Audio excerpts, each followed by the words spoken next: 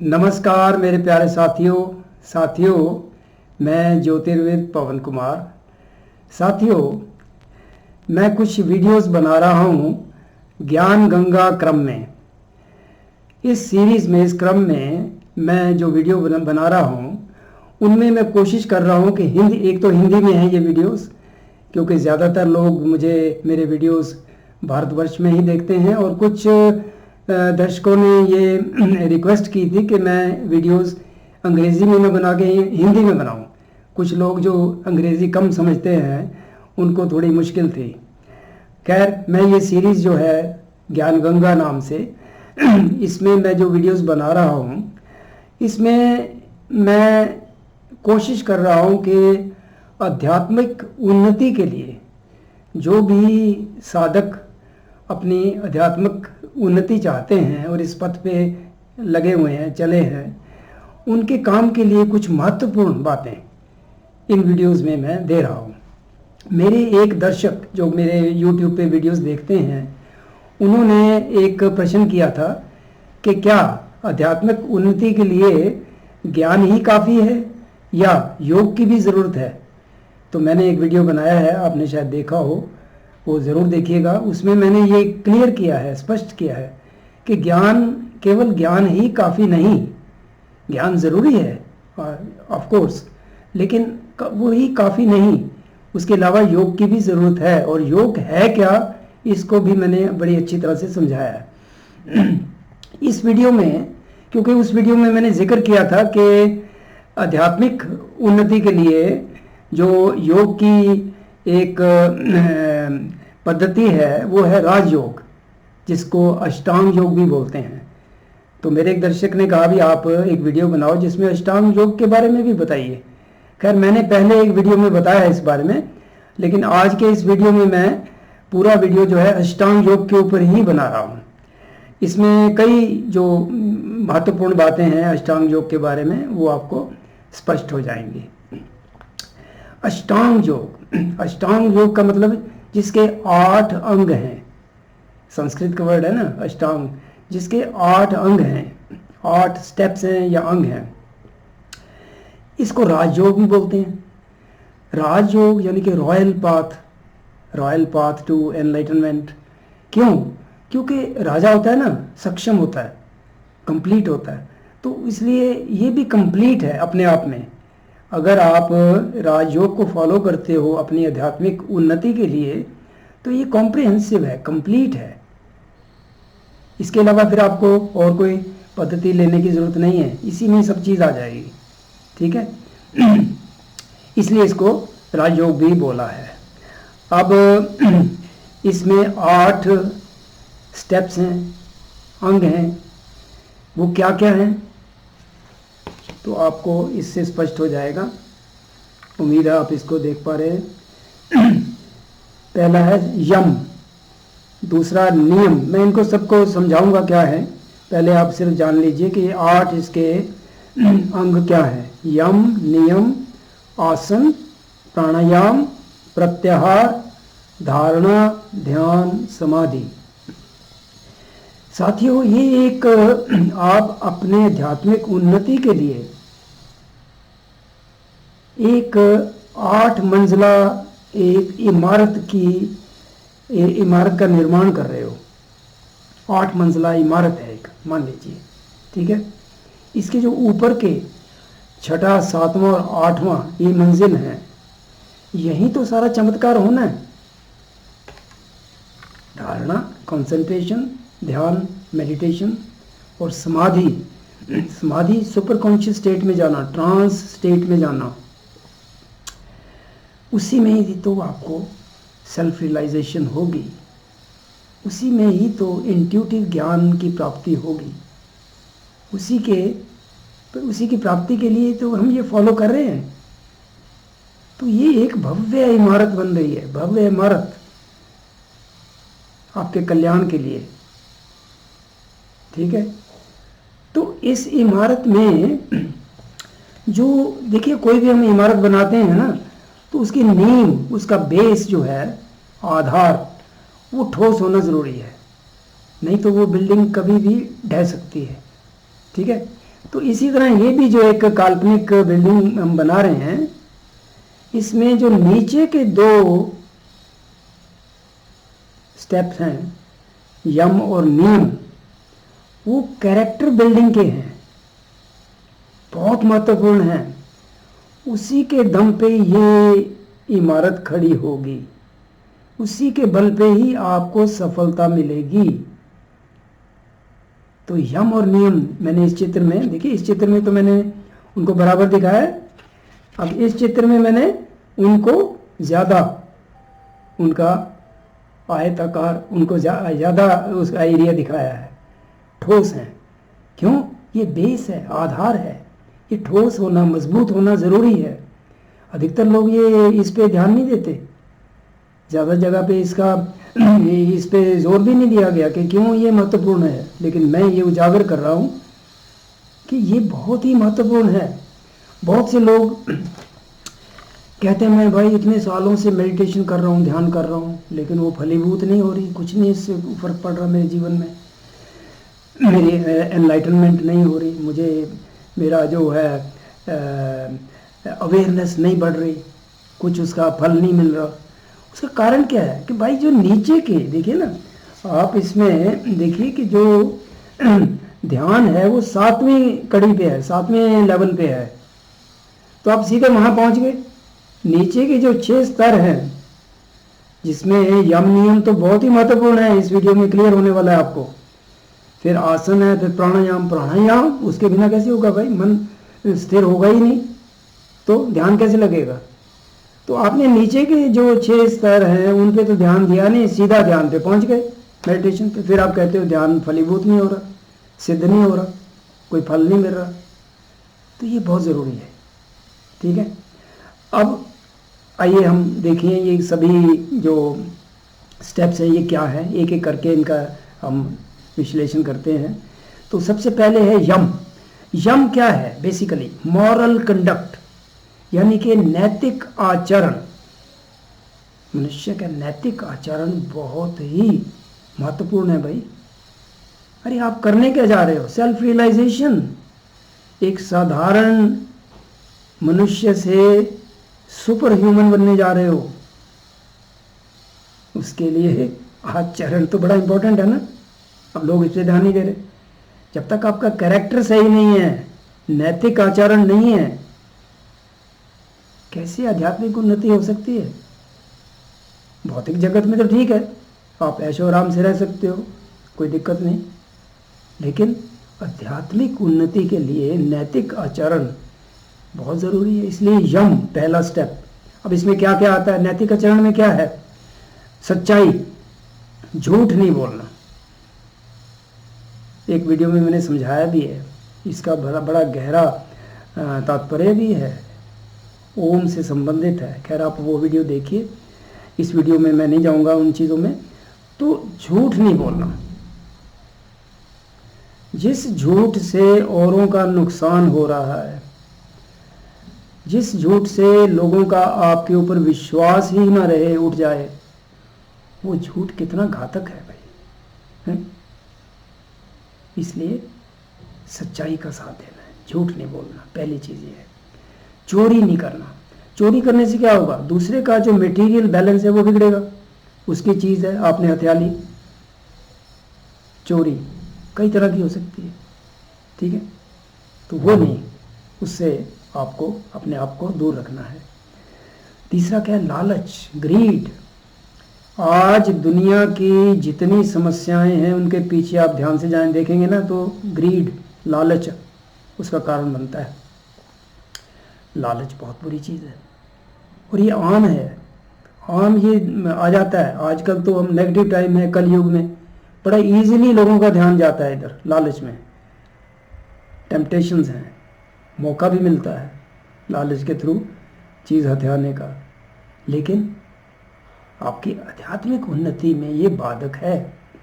तो इसलिए ग्रीड, लालच, इससे बचना है, इससे दूर रहना है। ये अपने अंदर, अगर आपके अंदर ये नेगेटिव क्वालिटी है तो इसको दूर करना ज़रूरी है। उसके बाद आता है संयम, कंट्रोल, सेल्फ कंट्रोल।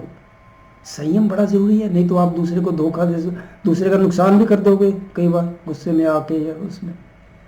संयम, कंट्रोल, सेल्फ कंट्रोल, तो ये सभी क्या हैं? यम, नैतिक आचरण के अंग हैं। बहुत ज़रूरी है इन पे कार्य करना। बैठिए अकेले में, ध्यान में बैठिए, कंटेम्पलेट कीजिए, अपने अंदर झांकिए। आपसे बेहतर आपको कौन जानता है भाई? दूसरों को तो आप झूठ बोल सकते हो कुछ, लेकिन अपने आप को तो नहीं भाई। अपने आप को तो जानते हो क्या कमी है अंदर, क्या गलत कर रहे हो। तो अगर इनमें से कुछ भी अवगुण आपके अंदर है तो ध्यान वगैरह में ध्यान देने से पहले इस नेगेटिव क्वालिटी को दूर कीजिए। उसके बाद आता है नियम। नियम क्या है? नियम मन और शरीर की शुद्धि है। मोटे तौर पे मन और शरीर की शुद्धि। शरीर की शुद्धि तो आप जानते हो, नहाते हो, देखभाल करते हो, वो भी इंपॉर्टेंट है ना। मन की शुद्धि, मन की शुद्धि, ये देखिए एक किस्म से ये तपस्या है, इजी नहीं है। मन की शुद्धि के लिए तपस्या है एक किस्म से। क्या क्या करने की जरूरत है? आपको सेल्फ डिसिप्लिन, एक आत्म अनुशासन, अपने आप को एक अनुशासन में बांध के रखना। आजकल देखा है लोग बच्चों को भी नहीं सिखाते, कुछ अनुशासन नहीं सिखाते, जो भी मर्जी वो कर रहे हैं कुछ भी। अनुशासन बहुत ज़रूरी है, ठीक है, ये बहुत इम्पोर्टेंट है। तो नियम में पहली चीज़ आती है आपका सेल्फ डिसिप्लिन, आत्म अनुशासन, इसकी ओर ध्यान देना है, अनुशासन में रहना है।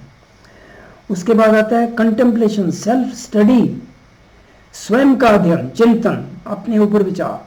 औरों को तो हम पढ़ते रहते हैं, जज करते रहते हैं, लेकिन अपने बारे में चिंतन, यानी कि अपने भीतर देखिए क्या कमियां हैं, क्या है, क्या मुझे करने की ज़रूरत है, क्या मेरे वीक पॉइंट्स हैं, क्या मेरे ठोस कुछ मेरी क्वालिटीज़ हैं जिनको मुझे और बढ़ाना है, ठीक है। तो ये चिंतन, स्वयं का अध्ययन, ये भी नियम के अंदर आता है। इससे आपका कैरेक्टर बिल्ड होगा। उसके बाद है कंटेंटमेंट, हर तरह के हालात में। देखिए ज़रूरी नहीं किसी चीज़ की कमी रहे, हो सकती है जीवन में, कुछ भी हो सकता है, सब चीज़। हम परफेक्ट वर्ल्ड में तो रह नहीं रहे, दुनिया परफेक्ट नहीं है, कुछ ना कुछ कमी रहे होगी, सबके जीवन में है। लेकिन जिस भी स्थिति में आप हो उस स्थिति में संतुष्टि जरूरी है, नहीं तो आप चैन से जी नहीं पाओगे। मैंने देखा है लोगों के पास, कईयों के पास तो बहुत कुछ है, जितना ज़रूरी है उससे कहीं ज़्यादा है, फिर भी संतुष्टि नहीं है। संतुष्ट होने का मतलब देखिए ये भी समझने की ज़रूरत है। इसका ये मतलब नहीं है कि आपकी आगे की प्रोग्रेस रुक जाएगी, नहीं, वो करते रहिए प्रयत्न अपनी उन्नति के लिए, चाहे वो भौतिक है चाहे वो आध्यात्मिक, उसके लिए प्रयत्न करते रहिए, वो ज़रूरी है।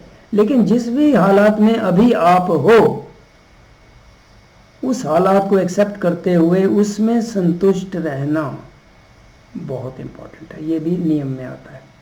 तो ये नियम है, इनको फॉलो करना बहुत ज़रूरी है। तो यम और नियम ये दोनों आपने अच्छी तरह समझ लिए, इस पे ध्यान दीजिए, तभी आपका ये जो बेस है, इस खूबसूरत इमारत जिसमें आपको साक्षात्कार होने वाला है, यम और नियम ठोस, इन पे ध्यान दीजिए। फिर ये इमारत गिरने वाली नहीं है, फिर तो सक्सेस ही सक्सेस है, नहीं तो कभी भी गिर जाओगे। देखा ना, अब मैं नाम नहीं लूँगा, कई संत, सो कॉल्ड संत, बड़े प्रवचन दे रहे थे, बड़े उनके लाखों लोग उनके अनुयायी थे, जेल में पहुंच गए। क्यों? कारण यही कि कैरेक्टर नहीं था, कैरेक्टर बिल्ड किया नहीं। किसी गुरु ने कुछ पद उनको कुछ दे दिए, कुछ नुस्खे दे दिए, कुछ क्रियाएं समझा दी और वो समझा मैं तो बहुत बड़ा गुरु बन गया भाई। लोग तो पीछे लग जाएंगे, लोग तो चाहते हैं, लोगों को तो डायरेक्शन चाहिए, उनको फर्क थोड़ी है कौन सही है कौन नहीं, ठीक है। तो यम नियम, इस वीडियो में मैं ये उजागर करना चाहता था कि भाई यम और नियम बहुत ही ज़रूरी हैं, उनका ठोस होना, उनका मजबूत होना इस इमारत को बनाए रखेगा और आपको साक्षात्कार दिलाएगा, ठीक है। अब तीसरा स्टेप क्या है? आसन। आसन का मतलब किसी भी कंफर्टेबल पोस्चर में बैठ पाना। मैंने देखा कई लोग, ठीक है, किसी को अगर जैसे घुटने की कोई प्रॉब्लम है या कुछ है, टांगों में प्रॉब्लम है, कईयों को है ऐसी समस्या, तो उसका हल ये है कि भाई आप कुर्सी पे बैठ जाइए, नीचे आपको क्रॉस लेग्ड ज़मीन पे पृथ्वी पे बैठने की ज़रूरत नहीं है, बैठ सकते हो तो बड़ा अच्छा है। कुर्सी पे बैठ जाइए, पाँव टांगे नीचे लटका के, पाँव नीचे पृथ्वी ज़मीन पर एक रग बिछा लीजिए और उसके ऊपर पाँव रख लीजिए कंफर्टेबली। बस आपकी इस साधना में बैठेंगे ना, जब आप ध्यान करेंगे, आपकी पीठ, रीढ़ की हड्डी, पीठ, गर्दन और सिर ये सीधा होना चाहिए, टेंशन में नहीं, इजी, लेकिन सीधा होना ज़रूरी है। ठीक है, तो आप किसी भी कोई भी आसन ऐसा देखिए जिसमें आप कंफर्टेबली ज़्यादा समय तक बैठ सकें, क्योंकि अगर आपने अनईजी पोस्चर में बैठ गए जिसमें आपके शरीर में स्ट्रेस हो रही है, टेंशन हो रही है, तो आपका ध्यान, एकाग्रता नहीं बन पाएगी, फिर वो ज़रूरी है। ठीक है, तो आसन तीसरे नंबर पे आता है, आसन, ये इम्पॉर्टेंट है। ठीक है, उसके बाद है प्राणायाम, ब्रीदिंग एक्सरसाइजेस। भाई वो बहुत हैं, मैंने वीडियो बना रखे हैं, अब इसमें मैं डिटेल में नहीं जा रहा। देखिए, मैं इस वीडियो में आपको यही समझाने की कोशिश कर रहा हूँ कि अष्टांग योग है क्या, उसमें क्या क्या इम्पोर्टेंट पॉइंट्स हैं, कहाँ ज़्यादा ध्यान देना है, उसके 8 अंग कौन से हैं, ये समझाने की कोशिश कर रहा हूँ। बाकी जिस किसी भी अंग का आपको डिटेल में चाहिए वो सारे अवेलेबल है, मैंने वीडियोस भी बना रखे हैं, या और भी मैं बना सकता हूँ। ठीक है, इसमें समझ लीजिए, बस उसमें मत जाइए अभी कि भाई प्राणायाम कौन सा करना है, क्या करना है। ठीक है, तो प्राणायाम बहुत इम्पोर्टेंट है। देखिए, हम जब सांस लेते हैं ना तो ऑक्सीजन जाती है अंदर, ये तो सभी जानते हैं, और गैसों के अलावा ऑक्सीजन जाती है। ऑक्सीजन बड़ी वाइटल है हमारे लिए, इम्पोर्टेंट है हमारी बॉडी के लिए, हमारे दिमाग के लिए, ब्रेन के लिए। ठीक है, लेकिन साथ में प्राण शक्ति भी है, एक सटल एनर्जी है जिसको आप देख नहीं पाते, सटल है, उसके बगैर जीवन नहीं है, वो भी अंदर जाती है। ठीक है, और उसी से शरीर की सारी क्रियाएं होती हैं, अंदर जाके वो 5 तरह के प्राणिक करंट्स में बदल जाता है। ठीक है, तो इसलिए प्राणायाम, प्राण को नियंत्रण करना प्राणायाम के थ्रू है, इम्पोर्टेंट है। ठीक है, उसके बाद क्या आता है, प्रत्याहार। प्रत्याहार क्या है? देखिए, हमारे जो इंद्रियां हैं ना, 5 इंद्रियां, वो बाहर की तरफ है, बहिर्मुखी है। आंखों से बाहर के आप नज़ारे देख रहे हो, सब चीज़ बाहर की ओर है, वो क्या इन्फॉर्मेशन ले रही हैं बाहर से। कान है, सुन रहे हैं। ठीक है, सुगंध है। ठीक है, ये सारी इंद्रियां बहिर्मुखी हैं, इनको अंतर्मुखी करना है कुछ देर के लिए ही, तभी ध्यान हो पाएगा। वो है प्रत्याहार। ये धीरे धीरे प्रैक्टिस से हो जाएगा। जब आप ध्यान में बैठो, इंद्रियों को अंतर्मुखी करना है, और इसमें प्राणायाम हेल्पफुल है। प्राणायाम से ये संभव हो जाता है, इंद्रियों को समेटना, अंदर की ओर मोड़ना। ठीक है, ताकि आप अंदर का जो ब्रह्मांड है ना, उसमें खो जाओ। उसके बाद छठा क्या है, वो आप सभी जानते हो, धारणा, कंसंट्रेशन। ये लास्ट के जो 3 है ना स्टेप, धारणा, ध्यान, समाधि, देखिए इसमें बताया मैंने, उसी से चमत्कार होना है आत्म साक्षात्कार का। ट्रांस स्टेट में, सुपर कॉन्शियस स्टेट में, उसी में जाओगे, इंट्यूटिव ज्ञान वहीं से आएगा। तो धारणा, कंसंट्रेशन क्या है? आजकल देखा है बच्चे भी टिक के नहीं बैठते, उनका कोई भी वीडियो गेम खेल ले, कभी इधर, ठीक है, लेकिन उनको भी सिखाया जाना ज़रूरी है कि भाई किसी एक चीज़ पे फोकस करना। देखिए, हमारा मन में एक ही विचार, एट ए टाइम एक ही विचार आता है। ठीक है, लेकिन एक के बाद दूसरा, दूसरे के बाद तीसरा, ऐसे आते रहते हैं। तो एक ही आइडिया या विचार पे मन को कुछ देर के लिए टिका पाना, वो कंसंट्रेशन है। मेडिटेशन में भी इसी से शुरुआत होती है। किसी भी एक टॉपिक पे जिस पे आप मेडिटेट कर रहे हो उस दिन, ठीक है, कोई भी एक टॉपिक, कोई भी एक आइडिया आपने चुना, उस पे कंसंट्रेट करना है, उसके बारे में सोचना है, फिर वो फिर ख्याल को छोड़ देना है। खैर, वो जब मेडिटेशन का मैंने वीडियो भी बनाए हैं, मैं उसकी बात करेंगे तो उसमें समझाएंगे। लेकिन कंसंट्रेशन ज़रूरी है।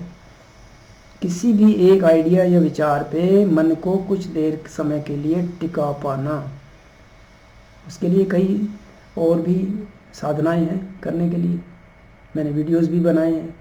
ठीक है, तो ये छठा अंग इसका। उसके बाद है ध्यान, मेडिटेशन। ठीक है, उस पर भी मैंने वीडियो बनाए हैं।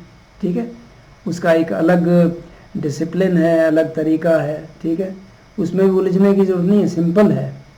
हम उसके बारे में बात कर चुके हैं कई वीडियोस में, मेरे वीडियोस हैं, देखिए। ठीक है, ध्यान। ठीक है, उसके बाद क्या आता है, ध्यान का फ्रक्टिफिकेशन, फलीभूत किस में होगा, समाधि में। आप ट्रांस स्टेट में चले जाओगे। धीरे धीरे प्रैक्टिस करने से है। गहरे ध्यान में जब जाओगे तो आप की चेतना कॉन्शियस स्टेट से, चेतन अवस्था से अवचेतन में जाएगी, super conscious state, trance state. वहीं पे तो फिर सारा चमत्कार है। ठीक है, तो वो समाधि है, वो भी पॉसिबल होगी। ढंग से चलोगे, इन सारे स्टेप्स पे ध्यान दोगे और जल्दबाजी नहीं करोगे। देखिए, यही जीवन थोड़ी है, और भी है इसके बाद। इस जीवन में अगर आपको शुरू करते हो, अगर पूरी सफलता नहीं मिलती तो जितना किया वो बेकार नहीं जाएगा, आपके साथ जाएगा भाई। ठीक है, तो इसलिए आप इस पथ पे अग्रसर हों तो राजयोग, अष्टांग योग, इसको समझ लीजिए क्या है और इसको फॉलो कीजिए। आध्यात्मिक उन्नति के लिए ये अपने आप में एक सक्षम योग की पद्धति है। ठीक है, उम्मीद है कि अष्टांग योग के बारे में, राजयोग के बारे में इस वीडियो से आपको काफ़ी कुछ क्लियर हो गया होगा। कोई भी प्रश्न अगर आपके मन में है या मेरे से कोई चीज़ छूट गई है, आप जानना चाहते हैं, तो मुझे बताइए। वीडियो और बना लेंगे, उसमें बात करेंगे। इस वीडियो को देखने के लिए बहुत बहुत शुक्रिया। Thank you.